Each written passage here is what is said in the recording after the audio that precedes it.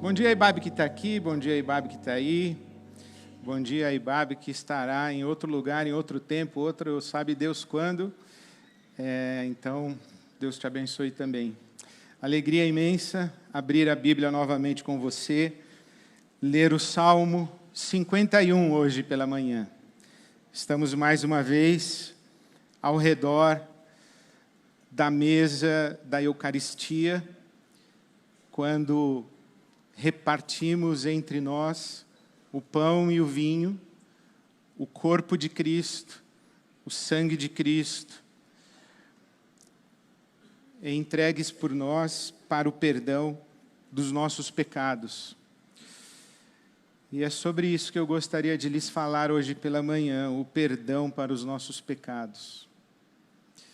E leio o Salmo 51, Salmo de Davi, do rei Davi. E assim ele nos diz, na verdade, orando a Deus. O Salmo 51 é uma oração a Deus e uma expressão de um coração que é consumido pela culpa. E assim Davi fala com Deus: tem misericórdia de mim, ó Deus, por teu amor, por tua grande compaixão, apaga as minhas transgressões. Lava-me de toda a minha culpa e purifica-me do meu pecado. Pois eu mesmo reconheço as minhas transgressões e o meu pecado sempre me persegue. Contra ti, só contra ti, pequei e fiz o que tu reprovas, de modo que justa é a tua sentença. Justa é a tua sentença, e tens razão em condenar-me. Sei que sou pecador desde que nasci, sim, desde que me concebeu minha mãe. Sei que desejas a verdade no íntimo e no coração me ensinas a sabedoria. Purifica-me e ficarei puro. Lava-me e mais branco do que a neve serei. Faze-me ouvir de novo júbilo e alegria, e os ossos que esmagaste exultarão. Esconde o rosto dos meus pecados e apaga todas as minhas iniquidades. Cria em mim, ó Deus, um coração puro, renova dentro de mim um espírito estável. Não me expulses da tua presença, nem tires de mim o teu Santo Espírito. Devolva-me a alegria da tua salvação e sustenta-me com um espírito pronto a obedecer. Então ensinarei os teus caminhos aos transgressores, para que os pecadores se voltem para ti. Livra-me da culpa dos crimes de sangue, ó Deus, Deus da minha salvação, e a minha língua aclamará a tua justiça. Ó Senhor, dá palavras aos meus lábios, e a minha boca anunciará o teu louvor. Não te deleitas em sacrifícios, nem te agradas em holocaustos, senão eu os daria. Os sacrifícios que agradam a Deus são um espírito quebrantado, um coração quebrantado e contrito, ó Deus, não desprezarás. Por tua boa vontade, faze Sião prosperar, ergue os muros de Jerusalém. Então te agradarás dos sacrifícios sinceros, das ofertas queimadas e dos holocaustos, e dos novilhos que serão oferecidos sobre o teu altar. Tem misericórdia de mim, ó Deus, por teu amor, por tua grande compaixão. Apaga as minhas transgressões, lava-me de toda a minha culpa e purifica-me do meu pecado. Pecado não é um tema muito popular, e eu sei que aqui entre nós tem gente que não teve nem tempo de pecar tanto assim. Nem todos nós carregamos uma culpa a respeito de um passado. Nem todos nós, aliás, eu diria que nesse auditório, muito provavelmente, muito pouca gente tem um pecadão, assim, um negócio escandaloso. Uma coisa assim, terrível, vergonhosa. Fez algo inominável, tem um esqueletão no armário, assim, bem pouquinha gente, não sei nem se tem.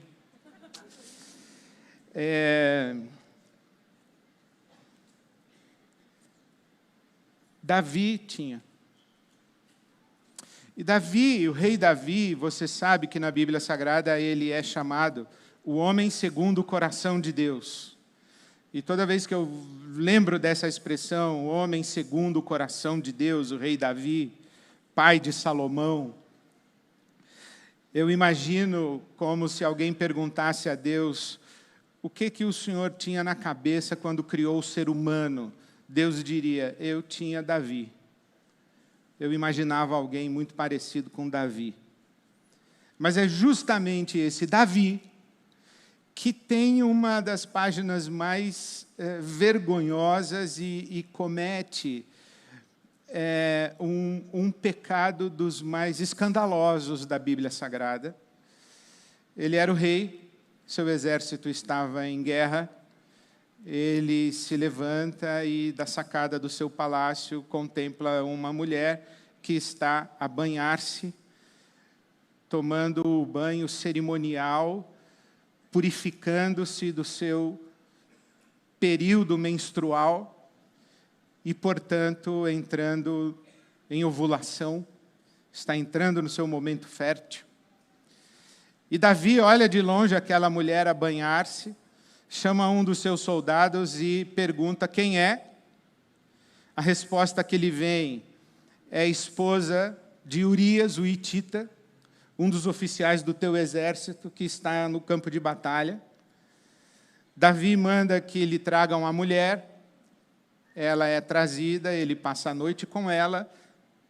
Nessa noite, Batseba engravida, manda avisar ao rei, estou grávida. O rei manda recado ao seu oficial no campo de batalha, dizendo, mande o marido de Batseba. Urias volta do campo de batalha, Davi conversa com ele e diz, e aí, como é que está a guerra? A pretexto de receber notícias, Davi diz a Urias, passe a noite na sua casa e amanhã você volta para o campo de batalha. Ao amanhecer, Urias está à porta do rei e o rei diz, ué, você não foi dormir em casa? Ele falou, não posso dormir em casa enquanto o meu exército está no campo de batalha. Bom, o rei tentou arredondar a ocorrência e não deu certo. Então Davi devolve Urias ao campo de batalha com um bilhete ao seu oficial, Joabe. E Davi diz, Joabe, coloque Urias à frente e vá para o confronto para que ele morra. Davi explicitamente manda matar Urias. E é o que acontece. Urias é colocado à frente do seu exército e no confronto direto ele vem a morrer. Chega a notícia da morte.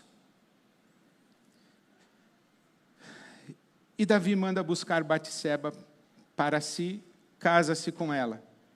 A criança concebida naquela primeira noite não sobrevive, morre. Mas depois, com Batseba, Davi tem um filho que vem a se chamar Salomão, o mais próspero dos reis de Israel. O homem segundo o coração de Deus tem essa história para contar. Ele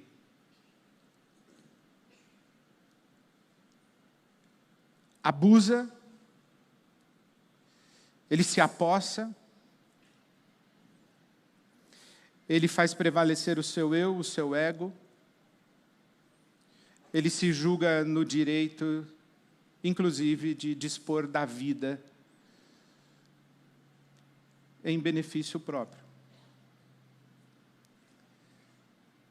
Mas chega um momento em que a culpa lhe pesa. Chega um momento em que a angústia da alma se lhe faz insuportável, e é então que ele escreve esta bela poesia que acabamos de ler. Tem compaixão de mim, ó Deus, pelo teu amor e pela tua misericórdia. Lava-me de toda a minha culpa e purifica-me do meu pecado. Bom, como eu disse antes, eu receio que aqui entre nós não tenha alguém cuja história se assemelhe a Davi, muito embora, como disse o Carlos Heitor Coni, eu já vi de tudo e seu contrário, então não me espanto de nada. Mas todos nós convivemos com esta intrincada realidade. Pecado, culpa e restauração. Pecado, culpa e restauração. Pecado, culpa e restauração. Todos nós nos damos conta de que existe algo em nós que não é o que deveria ser. Todos nós convivemos com a sensação de que não somos tudo o que podemos ser, não somos tudo o que desejamos ser, não somos tudo o que devemos ser, não somos tudo o que esperam de nós que sejamos. E quando esse não somos tudo, esse tudo vem de fora, a gente ainda consegue um pouquinho administrar.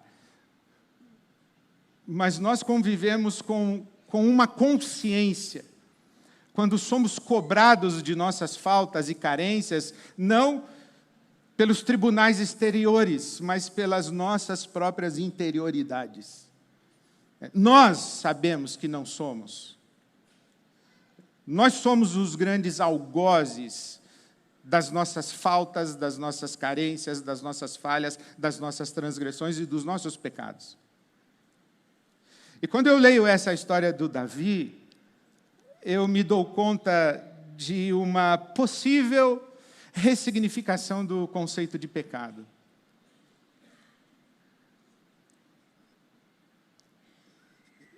E eu meditei sobre, será que eu sou semelhante a Davi? Cheguei a algumas considerações. A primeira delas é que é muito provável, porque eu tenho muita dificuldade de conviver com os vazios. Eu tenho muita dificuldade de deixar as coisas do jeito que estão. Quando diante de mim passam oportunidades. Porque foi isso que o Davi fez. Ele estava na sacada do seu palácio e ele viu uma bela mulher a banhar-se. Ele poderia simplesmente ter deixado aquela mulher lá.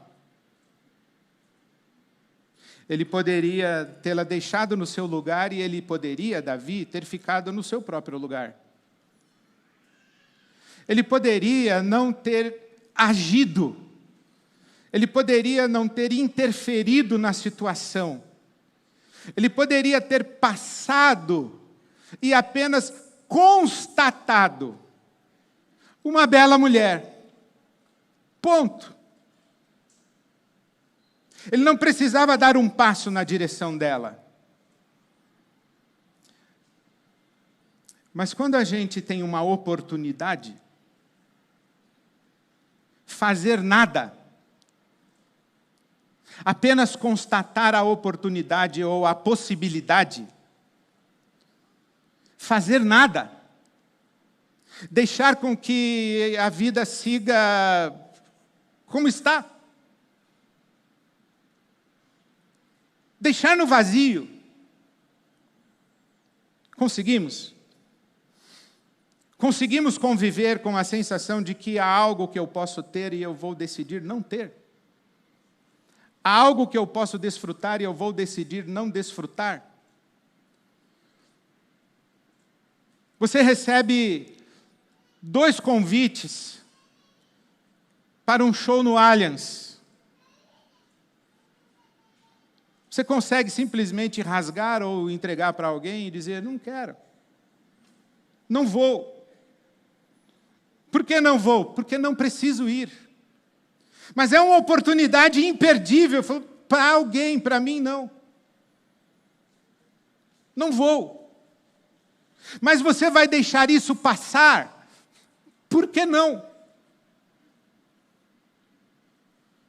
O que sugere que eu preciso pegar isso para que a minha vida seja qualificada? O que sugere que aquilo que eu tenho ao lado disso, que não é isso, não é tão bom quanto isso que me está sendo oferecido? Por que eu não posso deixar as coisas no vazio? É porque nós temos a sensação de que é isso ou nada. Mas a vida não é isso ou nada. A vida é isso ou aquilo. Porque se eu não vou no show do Allianz, não é que eu vou ficar fazendo nada, eu vou fazer outra coisa. Mas por que toda vez que alguém nos oferece, o sujeito liga para você e fala assim, olha, o seu nome foi identificado como beneficiário de um crédito que nós vamos dar para você. Não quero, não preciso, não pedi. Vou deixar esse crédito aí para alguém, deixar isso aí no vazio. Mas você não vai pegar isso? Não vou. O problema é que nós somos constantemente interpelados por sugestões de que nos falta alguma coisa e de que alguém tem para nos dar aquilo que nos falta. E aí eu percebi, Ed, você é assim, você acha que está faltando alguma coisa para você. E quando os seus olhos circulantes identificam algum objeto de desejo, você automaticamente é empurrado para um lugar como se você estivesse perdendo vida, deixando a vida escorrer entre os seus dedos, em que você estivesse sendo subtraído de coisas maravilhosas da existência. Que tal se você ficar aí no seu vazio e deixar que as coisas fiquem no vazio delas? Que tal você aprender a conviver com essa dimensão da humanidade de que, sim, a vida tem vazios.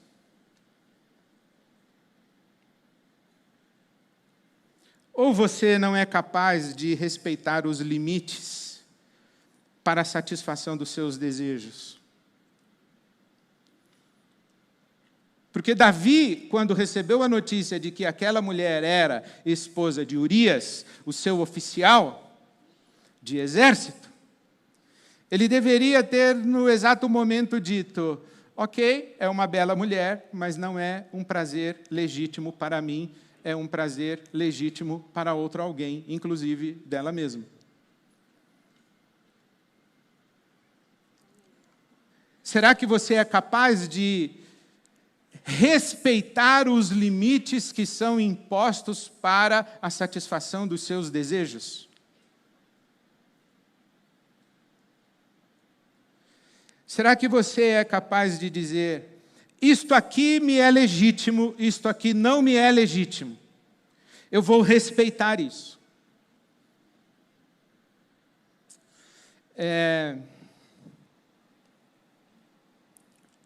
Abri um parêntese para falar sobre adultério mesmo.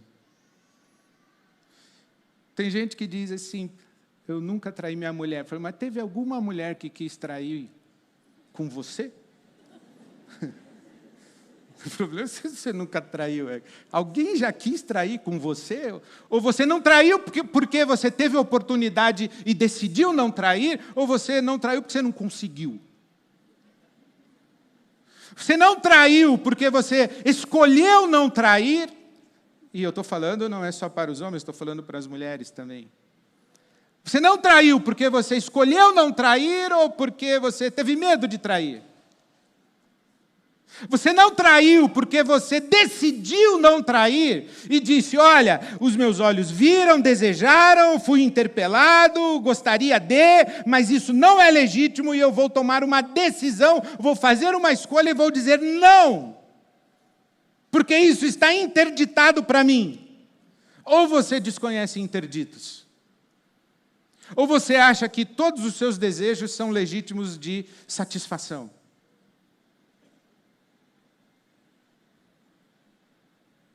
E isso vale para mulher tomando banho, vale para pudim, sapato em vitrine. Você escolhe cirurgia plástica. Escolhe. Qualquer objeto de desejo Você é capaz de dizer para você mesmo, isso sim, isso não. Aliás, você acredita nesse negócio que existe? Instância legisladora que estabelece limite para a satisfação dos seus desejos?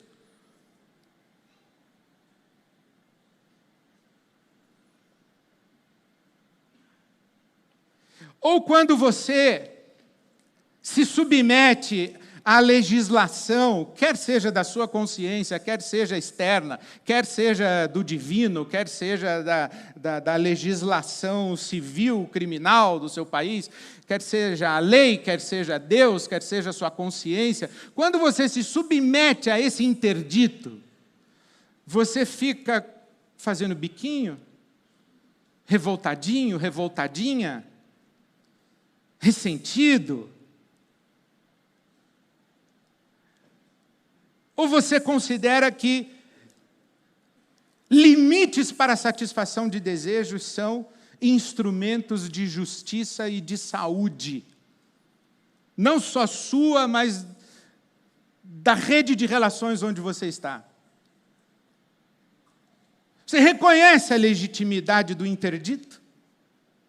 E se submete a ele dizendo assim, eu sei que contraria o meu desejo, mas no fundo, isso é bom para mim.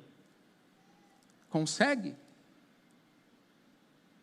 Ou você é um ego absoluto que acha que todo mundo que vem colocar limite na sua vida está ditando regra para você e você vai se rebelar? Porque uma das outras possibilidades é essa, Ed, será que, podendo, você não faria? Porque foi o que o Davi fez. O Davi podia, ele era o rei. Quem é? Quero saber quem é, traz para mim. Ah, casada, manda matar o marido. Ele é o rei, ele pode. Ele tem poder. Será que nós somos egos absolutos que só não fazemos aquilo que não conseguimos fazer? Porque se a gente conseguir, a gente vai lá e faz.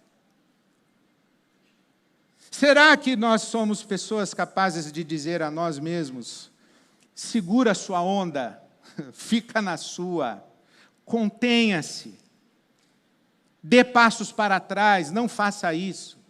Será que nós conseguimos impor limites a nós mesmos? Será que no meio de uma discussão existe uma voz que se pronuncia dentro de nós dizendo, abaixe o tom de voz, não fale assim?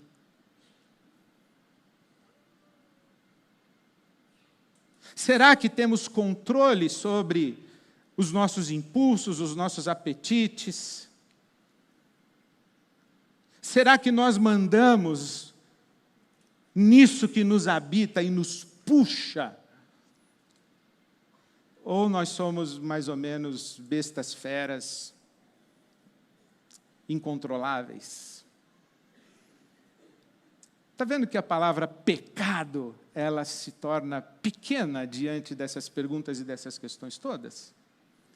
Porque elas querem falar de nossa condição humana e da maneira mais saudável, menos saudável, mais adoecida, menos adoecida, como lidamos com as nossas angústias e com as nossas faltas, carências ou sensações de faltas, os nossos sensos de injustiça diante das possibilidades da existência. Então, o Davi, o que acontece com ele? Bom, o Davi, ele não conseguiu ficar no vazio. O Davi, ele não conseguiu respeitar os interditos para a satisfação do seu desejo. E o Davi, ele podendo, ele atropelou o que ele pôde atropelar para realizar e satisfazer-se. Mas a conta chega. E aí vem a culpa. E quando a gente não resolve a culpa, algumas coisas acontecem com a gente. Por exemplo, a gente começa a conviver com medo. O medo de que alguém descubra o que a gente fez no verão passado. O medo de que a consequência chegue. O medo de que a punição finalmente nos encontre. O medo do castigo, o medo da vergonha, o medo. E a gente gasta uma energia estupenda para manter as nossas transgressões, os nossos pecados, as nossas atravessadas de fronteira, longe do alcance do tribunal público. E às vezes a gente consegue, mas ainda assim a gente convive com o medo de Deus. Será que esse câncer que eu estou experimentando agora não é porque eu fiz um aborto? Será que a minha crise financeira não é por causa do meu conflito com o meu irmão? Será que a minha solidão não é um castigo de Deus? Porque por toda a minha vida eu fui indiferente, eu fui egoísta, eu fui egocêntrico? Será que Deus não está me punindo agora? E essa imagem de Deus, concorde comigo que ela não é muito boa, né? Deus só fica te esperando na curva para, na hora certa, da sua maior necessidade, fragilidade, vulnerabilidade, lhe descer o chicote e cobrar aquela dívida do passado. Medo. Quem tem culpa, tem medo. Outra coisa que acontece é que a gente começa a desenvolver mecanismos de compensação. Eu fiz errado, ninguém descobriu, mas eu sei que eu fiz errado. E porque eu fiz errado, ninguém descobriu, mas eu sei que eu fiz errado, eu sei que eu mereço ser punido, mas como ninguém descobriu, ninguém vai me punir, então eu mesmo me puno. Eu desenvolvo mecanismos de autossabotagem, porque eu tenho que compensar, eu tenho que me livrar dessa culpa. E eu acho que ser castigado é uma forma de eu me livrar da culpa. Então eu começo a me sabotar. Eu começo a fazer de tudo para que as coisas na minha vida deem errado, porque eu mereço que elas deem errado mesmo. Eu não consigo levar adiante um romance, eu não consigo levar adiante um projeto acadêmico, eu não consigo levar adiante uma oportunidade de emprego. Toda porta que se abre para mim, embora eu seja qualificado, eu não tenho coragem de enfrentar, de encarar, porque no fundo, eu acho que eu não mereço entrar por aquela porta. E aí eu vou sabotando a minha própria vida o tempo inteiro. As pessoas que se aproximam de mim, eu vou afastando. Por quê? Porque eu não mereço que ninguém goste de mim. As pessoas que querem me amar, eu vou mandando embora. Por quê? Porque se elas soubessem quem de fato eu sou e a culpa que eu carrego, elas não me amariam. Então, o mais honesto é que eu as dispense para que elas não fiquem iludidas comigo.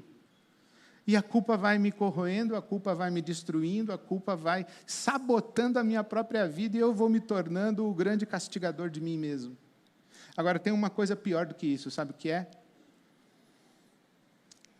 É quando eu encontro em você o mesmo pecado que eu quero punir em mim, mas não tenho coragem de punir em mim. Então, eu puno em quem? Em você. O sujeito que não lida bem com a sua homoafetividade e paga de macho heterotop, se torna homofóbico. Porque ele não consegue conviver com a sua homoafetividade. Ele tem vergonha, ele tem culpa, acha que merece ser castigado. E é claro que se ele convive mal com a sua homoafetividade e não desfruta da plenitude da sua sexualidade homoafetiva, ele não pode ver um gay feliz.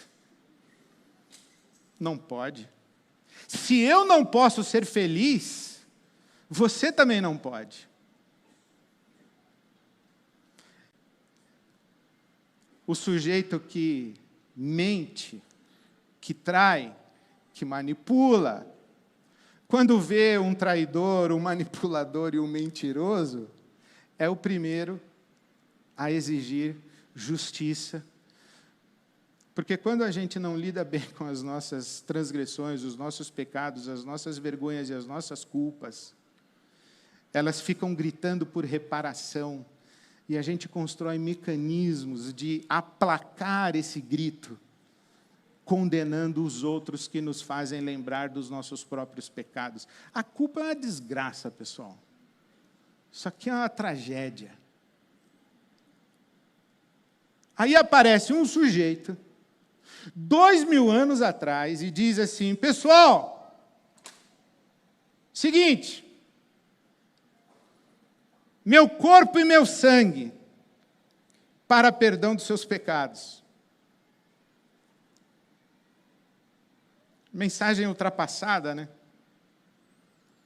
Mensagem religiosa, coisa de gente atrasada. Gente atrasada é gente que não encara a sua culpa. Gente ultrapassada é gente que não consegue discernir que a alma humana é tão complexa que ela carece de cuidados.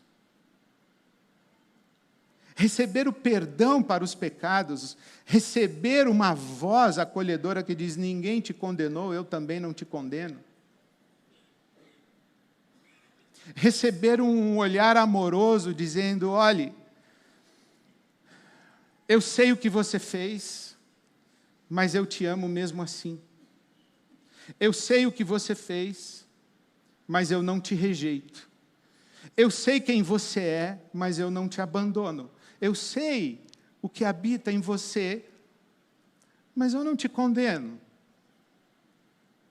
Inclusive porque tudo isso que você é, tudo isso que você faz ou tem potencial de fazer, e tudo isso que habita você também eu sou, também eu posso fazer e também habita em mim. Então vem Davi e faz a sua oração. E aqui eu termino lembrando para você algumas pouquinhas coisas que ele disse. Contra ti pequei e fiz o que tu reprovas. Não sei você, mas eu acho que tem coisa que Deus quer que eu faça e coisas que Deus não quer que eu faça. E eu não acho que tenha uma consciência humana infantilizada. Deus, para mim, é, sim, um instrumento regulador e controlador da minha humanidade selvagem. Eu sei que tem coisas que Deus não quer que eu faça. E tem coisas que eu não faço na minha vida, e se você perguntar: Ed, por que você não está fazendo isso? Eu vou dizer simplesmente assim: porque eu sei que Deus não quer que eu faça. E tem coisas que eu faço na minha vida que, se você perguntar: Ed, por que você está fazendo isso? Eu vou dizer: porque eu sei que Deus quer que eu faça isso. Eu estou louco da vida que eu tenho que fazer. Eu não gostaria de fazer, mas eu sei que Deus quer que eu faça isso. Deus não quer que eu dê um soco na sua cara. Então eu não vou dar, mas eu estou com muita vontade de dar. E Deus quer que eu perdoe você. Eu não quero te perdoar, mas eu tenho que te perdoar porque Deus quer que eu te perdoe. Então, para mim, existe sim essa presença divina na minha vida, e eu sei que tem coisas que Deus quer que eu faça, coisas que Deus não quer que eu faça, e coisas, entendeu? A segunda coisa que ele diz aqui, que me chamou a atenção, é justa a tua sentença, tens razão em condenar-me. Eu desenvolvi no meu ministério pastoral um jeito muito pessoal de identificar pecador realmente arrependido. O sujeito chega para mim e diz assim: pastor, casa caiu. O que quer dizer? Estou tendo um caso. Quem sabe? Eu, ela e agora você. Falei: interessante. Quer ajuda? Quero. Mas não vai? Aí já começa a dar condição para ajuda. Eu falo: você não quer ajuda. Você quer conivência. Você quer ajuda para arredondar a ocorrência. Você não quer ajuda para lidar com a sua situação. Pastor, eu estou com um dinheiro que não é meu, achei que eu ia conseguir devolver e está sendo difícil de devolver. Quem já sabe disso? Ninguém, só eu e você. aí tem um caminho interessante. Não, todo mundo já está sabendo. Aí já não é tanto arrependimento, é mais flagrante, né? Mas quando uma pessoa diz a Deus, olha, é justa a sentença, eu não vou transferir responsabilidade, eu não vou negociar pena, eu não vou me justificar, eu sei o que eu fiz, e é justa a sentença, e eu vou assumir a responsabilidade e a consequência pelo que eu fiz. Olha, isso é de uma libertação que só quem passou por isso sabe o quanto significa. Conviver com uma culpa, conviver com uma transgressão, conviver com um segredo, gastando energia para que aquilo fique no oculto, convivendo com todos os mecanismos que haja terapia, análise, psicanálise, reunião de oração para resolver. Quando você arranca do peito e diz, eu fiz, isso aqui é o que eu sou, e eu quero a verdade, porque ele diz aqui que Deus ama a verdade no íntimo. Sei que desejas a verdade no íntimo. Deus não nos quer perfeitos, Ele só nos quer autênticos e verdadeiros. Deus não nos quer perfeitos, Ele nos quer coerentes. Deus não espera de nós perfeição. Ele só espera honestidade. Verdade no íntimo. Por isso é que ele diz aqui, um coração quebrantado e contrito, Deus não despreza. Tipo, Deus, se o Senhor me livrar dessa, nunca mais eu faço isso, eu prometo. Já mentiu. Já na oração você já foi. Nunca mais faço isso. Se enxerga, meu. Você não tem condição de prometer isso para você, para Deus e para mais ninguém. É só tem compaixão de mim, tem misericórdia de mim. O meu coração está quebrantado, eu não tenho prepotência, arrogância, vaidade, o meu coração está esmagado, eu vi o meu tamanho já. Eu sei que eu sou pó, mas eu sei que eu sou verdadeiro diante de ti. Agora tem uma última coisa que eu queria lembrar para você. Deus não se agrada de sacrifícios e holocaustos. Porque se Ele gostasse disso, eu os daria. Deus se agrada de um coração quebrantado e contrito. Deixa eu falar para você uma coisa. Toda oração de confissão e de súplica pelo perdão de Deus, eu sugiro que ela venha acompanhada de um desejo honesto, sincero, de transformação e superação. Porque essa vida de eu transgrido, peço perdão, transgrido, peço perdão, transgrido, peço perdão, transgrido, peço perdão, é uma vida porca, suja, indigna. O ofício de Deus é perdoar, mas o nosso é ter vergonha na cara. Ficar cultivando uma vida religiosa de falta de responsabilidade e dignidade, confiando que Deus perdoa sempre, transgredindo e trazendo sacrifício, transgredindo e trazendo sacrifício, isso não nos faz seres humanos dignos.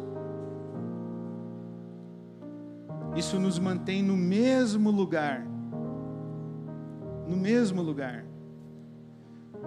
Trazer mais um sacrifício, acender mais uma vela, subir mais uma escada de joelhos, entregar mais um dízimo, mais uma coisa, mais 2 horas de trabalho voluntário no hospital, para compensar o quê? Não é essa vida que Deus quer. O que Deus quer de nós é transformação. E a transformação começa nesse caminho aqui. Eu sei o que eu fiz, é justa a sentença, assumo a responsabilidade, mas Deus, tem compaixão de mim, tem misericórdia de mim. Se você falar isso para Deus agora, a resposta, ela está aqui nessa mesa. A resposta é Jesus ficando em pé e dizendo: está aqui o meu corpo, está aqui o meu sangue, para perdão dos seus pecados. Comece de novo, e de novo, e de novo, uma vida digna, livre da vergonha, livre da culpa, e uma vida responsável, né? Uma vida decente, para que quando alguém perguntar para Deus: Deus, o que o Senhor imaginava quando criou o ser humano? Já pensou se Deus fala o seu nome? Seria o céu, né?